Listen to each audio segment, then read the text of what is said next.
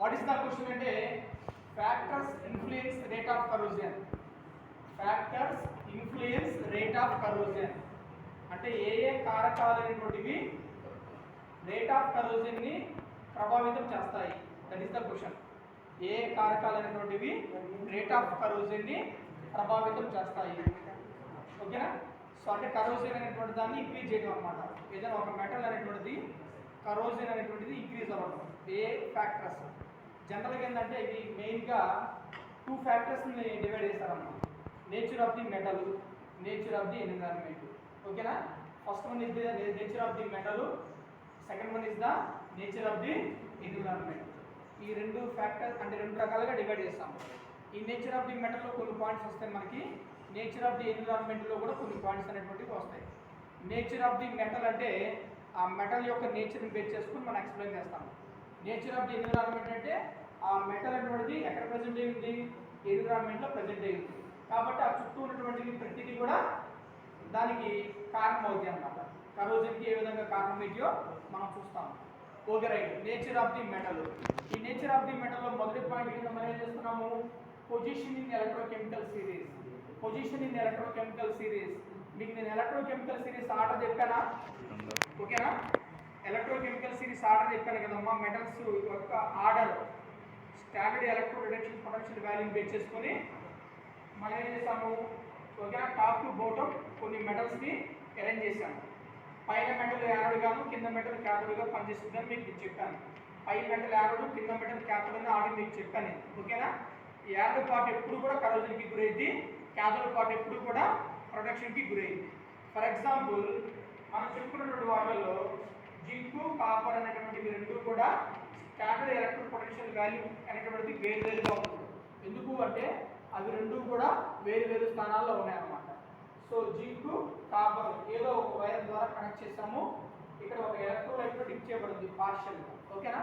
కాబట్టి వీటి యొక్క పొటెన్షియల్ డిఫరెన్స్ అనేటువంటి రెండింటికి వేరు కాబట్టి ఆటోమేటిక్గా ఒకటి యానోడ్, ఒకటి క్యాథోడ్. ఏది యానోడ్, ఏది క్యాథోడ్ అంటే based on electrochemical series. Electrochemical series ప్రకారం పైన ఏముంది, జింక్ ఉంది, కింద ఏముంది, కాపర్ ఉంది. సో ఇది ఆటోమేటిక్గా ఎంత అవుతుంది, ఇది ఆటోమేటిక్గా క్యాథోడ్ అవుతుంది. ఓకేనా? Anode, cathode. సో ఇది కరోజన్కి గురైంది, క్యాథోడ్ అనేటువంటిది కరోజన్కి గురి కాదన్నమాట. ఓకేనా? So that is the first point. రెండో పాయింట్ ఏంటి, ఫర్ ఎగ్జాంపుల్ ఈ రెండింటిని మనం కనెక్ట్ చేసాం అనుకో, ఎస్ఎన్ని లెడ్ని. ఓకేనా? ఈ రెండింటిని మనం కనెక్ట్ చేసాం అనుకో, సో మనకి ఇది యానోడ్, ఇది క్యాథోడ్. పైది యానోడ్, కిందది క్యాథోడ్. ఓకేనా? First point right. ఈసారి సెకండ్ పేరు ఏంటంటే ఎస్ఎన్ని ఏజీని కనెక్ట్ చేసాం. Second point. సో పైన ఎస్ఎన్ ఉంది, కింద ఏజీ ఉంది. ఇది యానోడ్, ఇది క్యాథోడ్. ఇక్కడ రేట్ ఆఫ్ కరోజన్, ఇక్కడ రేట్ ఆఫ్ కరోజన్ రెండు సిమిలర్గా ఉంటాయా, డిఫరెంట్గా ఉంటుందా? ఈ రెండింటి పేర్లో రేట్ ఆఫ్ కరోజన్ అనేటువంటిది అదేవిధంగా ఎస్ఎన్ ఏజీ ఉంది కదా, ఆ రెండింటిలో రేట్ ఆఫ్ కరోజన్ అనేటువంటిది సిమిలర్గా ఉంటుందా, డిఫరెన్స్గా ఉంటుందా? డిఫరెన్స్గా ఉంటుంది. ఓకేనా? డిఫరెన్స్గా ఉంటుంది. ఇక్కడ రేట్ ఆఫ్ కరోజన్ అనేటువంటిది స్లోగా ఉంటుంది. ఎందుకు అంటే ఆ రెండింటి మధ్య ఉన్నటువంటి స్టాండర్డ్ ఎలక్ట్రో పొటెన్షియల్ వాల్యూ యొక్క డిఫరెన్స్ అనేటువంటిది చాలా తక్కువ. అలా కాకుండా దీనికి మధ్య ఎక్కువ డిస్టెన్స్ ఉంది. ఎక్కువ డిస్టెన్స్ అంటే ఏంటి, ఈ రెండింటి మధ్యగా 2 ఎలిమెంట్స్ ఉన్నాయి కాబట్టి దీనికి మధ్య standard electro potential value difference అనేటువంటిది ఎక్కువగా ఉంది కాబట్టి సో ఈ ఎస్ఎన్కి ఏజీకి కంపేర్ చేసినప్పుడు ఎస్ఎన్ అనేటువంటిది త్వరగా కరోజన్కి గురైంది. త్వరగా కరోజన్కి గురి కావడం అనేది జరిగింది. అంటే రేట్ ఆఫ్ కరోజన్ అనేటువంటిది ఎక్కువగా ఉంటుంది. కానీ ఎస్ఎన్ పీబీని కంపేర్ చేసినప్పుడు ఆ డిఫరెన్స్ అనేటువంటిది తక్కువ కాబట్టి రేట్ ఆఫ్ కరోజన్ అనేటువంటిది తక్కువగా ఉంటుంది. మీకు పాయింట్ అర్థమైందా? Right. That is the position in electrochemical series అంటాం. పొజిషన్ ఇన్ ఎలక్ట్రోకెమికల్ సిరీస్ అంటే మనకు ఒక 15 to 20 ఎలిమెంట్స్ ఉన్నాయి కదమ్మా. సో ఆ విధంగా అన్నమాట. Right. Second one, purity of metal. Purity of metal. Pure metal ఎప్పుడు కూడా కరోజన్కి గురి కాదు. ప్యూర్ మెటల్ ఎప్పుడు కూడా కరోజన్కి గురి కాదు. ఇంప్యూర్ మెటల్ అనేటువంటిది కరోజన్కి గురైంది. ఓకేనా? ఒక 95% ప్యూర్గా ఉండి ఒక 5% ఇంప్యూర్గా ఉంది. ఆటోమేటిక్ ఏమవుతుంది, ప్యూరు ఇంప్యూర్ ఆటోమేటిక్ రెండు ఏర్పడింది కదమ్మా. ఇంప్యూర్ పార్ట్ యానోడ్గా వర్క్ చేస్తుంది, ప్యూర్ పార్ట్ క్యాథోడ్గా వర్క్ చేస్తుంది అన్నమాట. కాబట్టి అది కరోజన్కి గురి కావడం అనేది జరిగింది. అది కరోజన్కి గురి కావడం అనేది జరిగింది. In presence of aqua media, in presence of aqua media అక్కడ వాటర్ అనేటువంటిది మెయిన్, అక్కడ వాటర్ అనేటువంటిది కరోజన్కి గురి కావడానికి మెయిన్ అనమాట. సో అంటే ఆ వాటర్ ద్వారా ఎలక్ట్రాన్స్ అనేటువంటివి యానోడ్ నుంచి క్యాథోడ్ వైపుకి ట్రావెల్ అవ్వడం అనేది జరిగింది. ఓకేనా, యానోడ్ నుంచి క్యాథోడ్ వైపుకి ట్రావెల్ అవ్వడం అనేది జరిగింది. సో యానోడ్ క్యాథోడ్ అని రెండు ఫామ్ అవుతాయి అన్నమాట. వాటిని మనం ఎలక్ట్రోకెమికల్ సెల్స్ అంటాం. వాటిని మనం ఎలక్ట్రోకెమికల్ సెల్స్గా కూడా మనం చెప్పుకుంటాం. ఆల్రెడీ మనం లాస్ట్ క్లాస్లో చాలా టైమ్స్ మనం చెప్పుకున్నాం. ఓకేనా, రైట్. ప్యూరిటీ ఆఫ్ మెటల్స్ గురించి చెప్పుకున్నాం కదమ్మా. తర్వాత physical state of the metal, మూడోది ఏంటి? Physical state of the metal. ఒక మెటల్ చిన్నగా ఉంది, ఒక మెటల్ పెద్దగా ఉంది. దేంట్లో? వాల్యూమ్ ఆర్ సైజులో. ఓకేనా, చిన్న మెటల్ త్వరగా కరోజన్కి గురైతే, పెద్ద మెటల్ త్వరగా కరోజన్కి గురైద్దా? చెప్పండి అమ్మా. చిన్న మెటలే త్వరగా కరోజన్కి గురైంది, పెద్ద మెటల్ అనేటువంటిది త్వరగా కరోజన్కి గురి కాదు. ఎందుకు అంటే ఒకటి గుర్తుపెట్టుకోండి, ప్యూర్ మెటల్ అనేటువంటిది హై ఎనర్జీగా ఉంటుంది. ప్యూర్ మెటల్ అనేటువంటిది ఎలా ఉంటుంది? హై ఎనర్జీగా ఉంటుంది, అన్స్టేబుల్గా ఉంటుంది. అదేమవ్వాలి? ఎనర్జీని లాస్ అయ్యి స్టేబుల్గా మారేది ఎప్పుడు? ఆ మెటల్, ఆ ప్యూర్ మెటల్ అట్మాస్ఫియర్లో ఉన్నటువంటి ఆక్సైడ్తో కానీ, అట్మాస్ఫియర్లో ఉన్నటువంటి క్లోరైడ్తో కానీ, అట్మాస్ఫియర్లో ఉన్నటువంటి సల్ఫేట్తో కానీ రియాక్షన్ జరిపి మెటాలిక్ కాంపౌండ్ ఫామ్ చేయడం. మెటాలిక్ కాంపౌండ్గా ఫామ్ అయిన తర్వాత అది స్టేబుల్ లెస్ ఎనర్జీ అన్నమాట. ఓకేనా, దాన్నే మనం కరోజన్గా చెప్పుకుంటాము. అయితే ఇక్కడ మీరు అబ్జర్వ్ చేస్తారో లేదో, ఇదేమో చిన్నది మెటల్ బేస్డ్ ఆన్ వాల్యూమ్. ఓకేనా, ఇక్కడ మెటల్ వచ్చేసరికి ఎలా ఉంది? దీనికన్నా కొంచెం అది పెద్దగా ఉంది. ఓకేనా, సో ఇక్కడ ఈ చిన్న మెటల్ ఆక్సైడ్ కాంపౌండ్ అంటే కరోజన్కి ఫామ్ అయింది, అంటే మెటాలిక్ కాంపౌండ్ ఏర్పడింది. దీని పై భాగంలో కూడా మెటాలిక్ కాంపౌండ్ అనేటువంటి ఏర్పడింది. కానీ దీని యొక్క వాల్యూమ్ అనేటువంటిది చిన్నది కావడం వల్ల దేంతో కంపేర్ చేస్తే ఇక్కడ ఏర్పడినటువంటి మెటాలిక్ ఆక్సైడ్ అనేటువంటిది ఎక్కువగా ఉంది, ఇక్కడ ఉన్నటువంటి బేస్ మెటల్ అంటే ప్యూర్గా ఉన్నటువంటి మెటల్ అనేటువంటి తక్కువగా ఉండడం వల్ల ఇది రేట్ ఆఫ్ కరోజన్ అనేటువంటిది ఎక్కువగా ఉంటుంది. ఇక్కడేమో మనకి మెటాలిక్ కాంపౌండ్ ఏర్పడిందమ్మా, కాకపోతే ఇక్కడ ప్యూర్ మెటల్ యొక్క వాల్యూమ్ అనేటువంటిది చాలా ఎక్కువగా ఉంది. దీంతో కంపేర్ చేస్తే ఈ మెటాలిక్ ఆక్సైడ్ అంటే మెటాలిక్ కాంపౌండ్తో కంపేర్ చేసినప్పుడు, కాబట్టి దీంట్లో రేట్ ఆఫ్ కరోజన్ అనేటువంటిది తక్కువగా ఉంటుంది. ఇది దేని బేస్ చేసుకుని చెప్పాము అంటే బెడ్ వర్క్ రూల్ చెప్పాం కదమ్మా. ఓకేనా, సో బెడ్ వర్క్ రూల్ ఏమని చెప్పాము? Based on bed work rule ప్రకారం చెప్పాము. వాడు ఏమన్నాడు? The smaller specific volume ratio the greater is oxidation corrosion. Smaller specific value. ఓకేనా, స్మాలర్ స్పెసిఫిక్ వాల్యూ. ఇక్కడ స్పెసిఫిక్ వాల్యూ అనేటువంటిది స్మాల్గా ఉంది, తక్కువగా ఉంది. అప్పుడు అది దేనికి కారణం అవుతుందంట? The greater is oxidation corrosion. Oxidation కరోజన్కి అనేది ఎలా ఉండిద్దంట? ఎక్కువగా ఉండిద్ది అంటున్నాడు. ఓకేనా, ఎక్కువగా ఉండిద్ది అంటే ఈ చుట్టూ ఏముంటుంది? ఎయిర్ ఉంటుంది. ఎయిర్లో ఏముంటుంది? ఆక్సిజన్ ఉంటుంది. అది దేనికి కారణం అవుతుంది? ఆక్సిడేషన్కి కారణం అవుతుంది. What is the oxidation? Oxidation means corrosion. ఓకేనా, కాబట్టి దీంతో కంపేర్ చేసినప్పుడు ది రేట్ ఆఫ్ కరోజన్ అనేటువంటి దీంట్లో ఎక్కువగాను, దీంట్లో తక్కువగా ఉంటుంది. ఎనీవే దీనికి ఎగ్జాంపుల్ ఏం చెప్పాడంటే టంగ్స్టన్ ఇచ్చాడు, క్రోమియం ఇచ్చాడు, నికెల్ ఇచ్చాడు. వీటి యొక్క వాల్యూమ్ ఎలా ఉంది అంటే టంగ్స్టన్కి 3.6గా ఉంది, క్రోమియంకి 2.0గా ఉంది, నికెల్కి 1.6గా ఉంది. సో దీనికి వాల్యూమ్ తక్కువగా ఉంది, దీనికి వాల్యూమ్ ఎక్కువగా ఉంది. దీనికి వాల్యూమ్ అనేటువంటిది ఎక్కువగా ఉంది, కాబట్టి కరోజన్ అనేటువంటిది లీస్ట్గా ఉంటుంది. దేనికి? డబ్ల్యూ అంటే టంగ్స్టన్కి. దీనికి వాల్యూమ్ తక్కువగా ఉంది కాబట్టి కరోజన్ అనేటువంటిది ఎక్కువగా ఉంటుంది అనమాట. దేనికి? నికెల్కి అనమాట. ఓకే, అదొక ఎగ్జాంపుల్గా మనం చూసుకోవచ్చు. Okay, right. నెక్స్ట్ ఏంటి? The nature of the environment. Second one ఏంటిది? Nature of the environment. Nature of the ఎన్విరాన్మెంట్లో ఏమేమి ఉన్నాయో చూద్దాం మనం. ఫ్యాక్టర్స్. ఓకేనా, first factor is the temperature. మనం నైట్ టైంలో యాక్టివ్గా ఉంటామా, డే టైంలో యాక్టివ్గా ఉంటామా? Even including plants also. Animals కానీ ప్లాంట్స్ కానీ మనం కానీ డే టైంలో యాక్టివ్గా ఉంటాం. డే టైంలో నైట్ టైంలో డిఫరెన్స్ ఏంటి? నైట్ టైంలో టెంపరేచర్ చాలా తక్కువగా ఉండిద్ది. టెంపరేచర్ చాలా తక్కువగా ఉండటం వల్ల అవకాశం ఉన్నంత వరకు బాడీ అనేటువంటిది రెస్ట్ తీసుకోవడానికి ట్రై చేస్తుంది. డే టైంలో టెంపరేచర్ ఎక్కువగా ఉంటుంది. ప్లాంట్స్ అయినా యానిమల్స్ అయినా హ్యూమన్స్ మనమైనా సరే మన కంటికి కనపడేంత వెలుతురు కూడా ఉంటుంది కాబట్టి ఆటోమేటిక్గా డే టైం చాలా యాక్టివ్గా ఉంటాము. డే టైంలో డే టైంలో ఒక 9 అవర్స్ వర్క్ చేస్తాము. సేమ్ అదేవిధంగా నైట్ టైంలో కూడా ఒక 9 అవర్స్ వర్క్ చేస్తాం అనుకోండి. కానీ ఆ వర్క్ చేసేటప్పుడు మనకు తెలియకుండా నిద్ర వస్తూ ఉంటుంది. ఓకేనా? నిద్ర వస్తూ ఉంటుందా ఉండదా? ఎందుకు అంటే అక్కడ టెంపరేచర్ అనేది తక్కువగా ఉంటుంది కాబట్టి మనం యాక్టివ్గా ఉండలేము. డే టైంలో చేసినంత వర్క్ నైట్ టైంలో మనం వర్క్ చేయలేము. ఓకేనా? ఓకే, దాన్ని బేస్ చేసుకుని చెప్తున్నానమ్మా. టెంపరేచర్ జనరల్గా హై టెంపరేచర్ వద్ద ఎలా ఉంటుందంటే high corrosion, rate of corrosion అనేటువంటిది ఎలా ఉంటుందంటే హైగా ఉంటుంది అంట. ఎందుకు అంటే రేట్ ఆఫ్ అయోనైజేషన్ అనేటువంటిది ఇంక్రీజ్. ఓకేనా? అయోనైజేషన్ అంటే ఏంటి?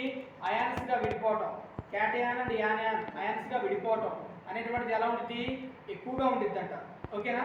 క్యాటయాన్ ఉంది, క్యాటయాన్ గా విడిపోయింది, యానియాన్ గా విడిపోయింది అంటే క్యాటయాన్ లూజ్ ఆఫ్ ఎలక్ట్రాన్ కోల్పోయి పాజిటివ్ సైన్ అనేటువంటిది వస్తుంది. ఆ ఎలక్ట్రాన్ అనేటువంటిది ఏమైంది? ట్రావెల్ అయ్యి క్యాథోడ్ దగ్గరకు వచ్చింది. ఈ ప్రాసెస్ అన్నీ కూడా ఉంటాయి అన్నమాట. Anyway what is the ionization అంటే అయాన్స్గా విడిపోవడం అనేటువంటిది హై టెంపరేచర్ వద్ద ఎక్కువగా ఉండటం వల్ల కరోజన్ అనేటువంటిది కూడా ఎక్కువగా ఉంటుంది అని చెబుతున్నాడు. ఓకేనా? తర్వాత హ్యూమిడిటీ ఆఫ్ ఎయిర్ అంటే జనరల్గా ఒక ఇనుప చైర్ని బయట పెట్టి మర్చిపోయాను, ఒక వారం తర్వాత వచ్చాను. ఒకటి రైనీ సీజన్, సేమ్ అదేవిధంగా సమ్మర్ సీజన్. ఈ రెండింటిలో డిఫరెన్స్ ఉంటుందా ఉండదా? సమ్మర్ సీజన్లో ఆ ఇనుప చైర్ని బయట పెట్టి వెళ్ళి ఒక వారం తర్వాత వచ్చాము. అదేవిధంగా మనం రైనీ సీజన్లో కూడా ఇనుప చైర్ని బయట పెట్టేసి ఒక వారం తర్వాత వచ్చాము. ఈ రెండింటిలో ఏది ఎక్కువగా కరోజన్కి గురైంది? అది కూడా వారం, ఇది కూడా వారమే. కాకపోతే ఇక్కడ అదేమో వింటర్, ఒకటేమో సమ్మర్, ఒకటేమో రైనీ సీజన్. దేంట్లో ఎక్కువగా కరోజన్ పాసిబిలిటీ ఉంటుంది?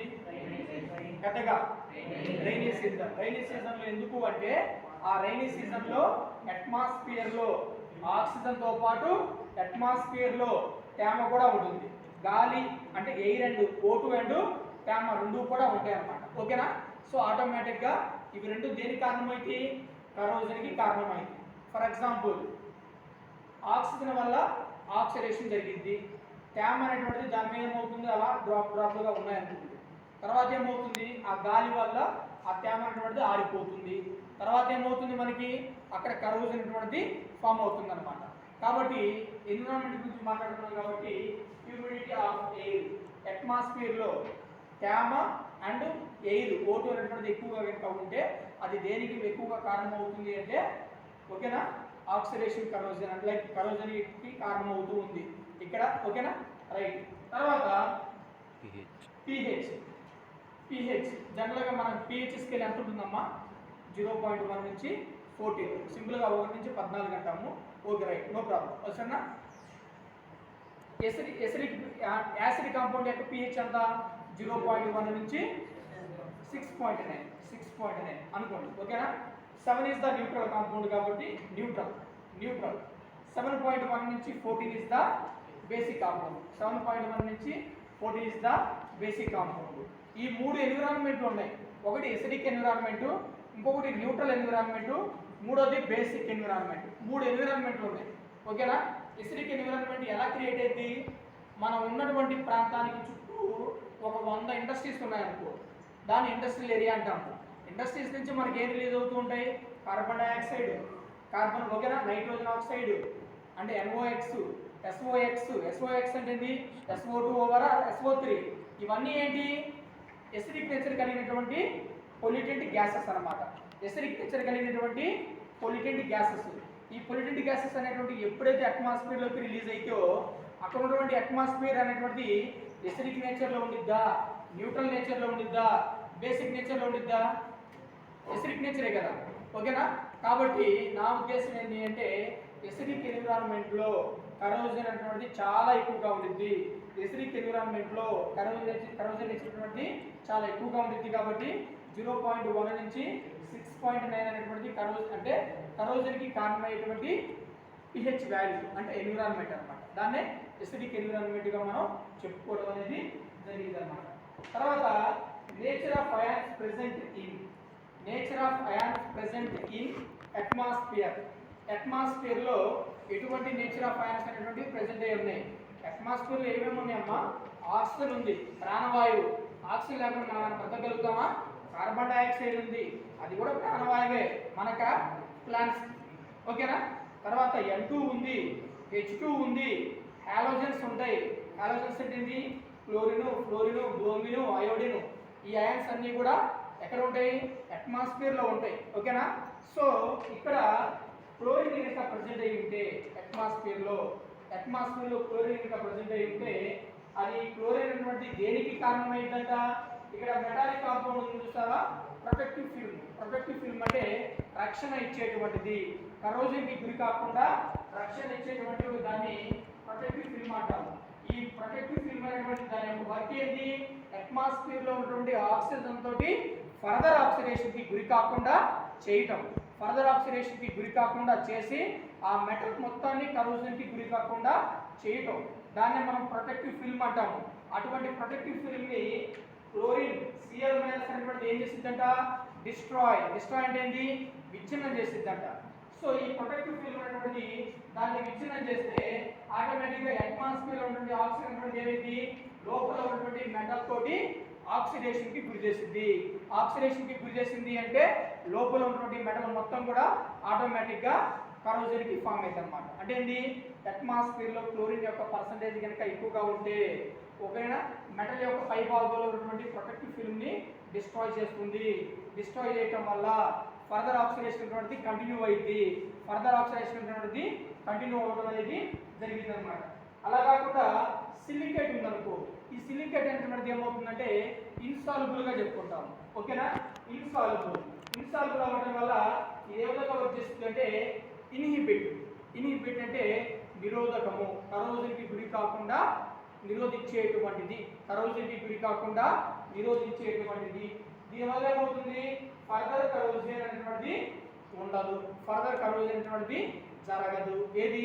సిలికేట్ అనేటువంటి అట్మాస్ఫియర్ ఎక్కువగా ఉండటం వల్ల అది ఇన్హిబిట్ గా వర్క్ చేసి అంటే కరోజన్ కి గురి కాకుండా నిరోధకతను కలిగి ఉంటుంది అనమాట. బికాస్ అది ఇన్సాల్యుబుల్. ఓకే, ఇన్సాల్యుబుల్ గా ఉంది. సో ఆ ప్రొటెక్టివ్ ఫిల్మ్ అనేటువంటి దాన్ని ఎటువంటి ఎఫెక్ట్ అనేటువంటి చేయదనమాట. కాబట్టి అట్మాస్ఫియర్ లో ఉండే ఆక్సిజన్ అనేటువంటి ఫర్దర్ ఆక్సిడేషన్ కి గురి కాకుండా ఉండి కరోజన్ కి ఫామ్ అవ్వకుండా ఉండడం అనేది జరిగింది. అక్కడ సిలికేట్ అనేటువంటిది అనే దాంట్లో అన్నమాట. ఓకేనా? ఇవన్నీ ఏంటంటే ఫ్యాక్టర్స్ అన్నమాట.